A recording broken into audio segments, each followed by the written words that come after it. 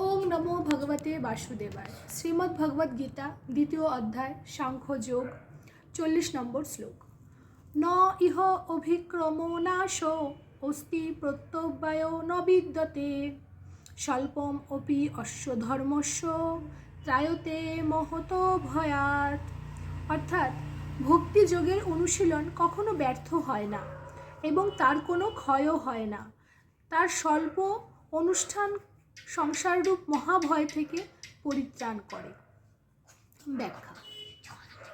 महाभारतेर युद्धेर प्राक्काले विषादग्रस्त अर्जुन के भगवान श्रीकृष्ण बोझालेन सांख्य योगेर माध्यमे जे क्षत्रियेर धर्म की एबं एई आत्मार स्वरूप की।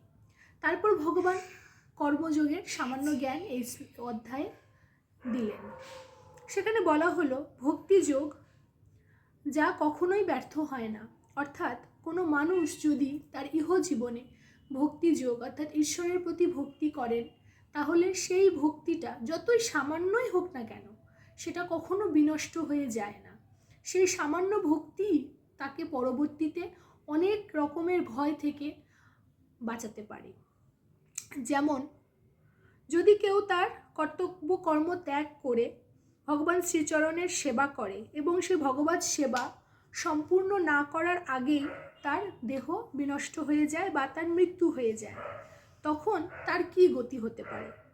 तो भगवान सेखाने बोलछेन जे यदि केउ साधनाय सिद्धि लाभ करार आगेई देहत्याग करे नेय बा कोनो कारणे तार मृत्यु हये जाए, से যতটুকুই সাধনা করেছে বা তার জীবনে যতটুকুই ভগবানের সেবা করেছে সেটুকুই তাকে মৃত্যুর পরে মহাভয় থেকে অর্থাৎ নরকের বিভিন্ন রকমের যন্ত্রণা বা কষ্ট থেকে রক্ষা করে। সে পরের জন্মে আবার মনুষ্য দেহ লাভ করতে পারে এবং সে আবার পুনরায় তার নতুন করে যে কাজ অসমাপ্ত ছিল সেই কাজ শুরু করতে পারে। আর সেই অসমাপ্ত কার্য সম্পাদনের জন্য ভগবান তাকে সেরকমই গৃহে জন্ম দান করেন যেখানে তিনি সেই ভক্তির পরিবেশ পাবেন, তার পিতামাতার থেকে ভক্তির শিক্ষা পাবেন এবং সে ভক্তি যোগের দ্বারা সে তার জীবনকে সার্থক করে এই জড়জগতের মোহমায়া থেকে নিজেকে মুক্ত করে ভগবানের চিৎজগতে ফিরে যেতে পারবেন। শ্লোক নম্বর 41। ব্যবসায়িত্মিকা বুদ্ধি একাহু কুরু নন্দন বহু শাখা হি অনন্তা চ বুদ্ধয় অব্যবসায়িনাম। অর্থাৎ এখানে ভগবান বলছেন যে তুমি চতুর হও অর্জুন, তুমি ব্যবসায়ী বুদ্ধি গ্রহণ করো। ব্যবসায়ী বুদ্ধি এমনই একটি বুদ্ধি, ব্যবসায়ীরা সবসময় চায় যেন তিনি লাভ করতে পারেন।